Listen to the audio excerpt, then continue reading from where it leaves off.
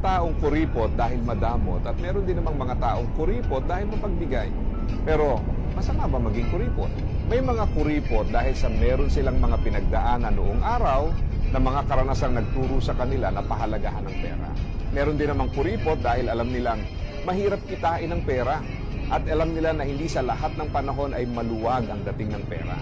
Kabaligtaran to ng iba na hindi pa nga dumarating yung sweldo nakatoka na kung aling utang ang pagbabayaran nito. Nandyan din yung kuripot sa iba dahil kuripot din naman sila sa kanilang sarili. Kumbaga, way of life na nila yon. Siyempre, nandyan din yung kuripot sa ibang bagay para maging generous sa pagbibigay. Sila yung mga taong nagtitipid para merong mailaan sa mga bagay na mas makabuluhan. Yung taong akala mong kuripot, good steward pala ng kanyang pananalapi. O sabi nga ng Bible, ang kamay na tamad ay tiyak na magdarahop. Ngunit, magbubunton ng yaman ang kamay na mas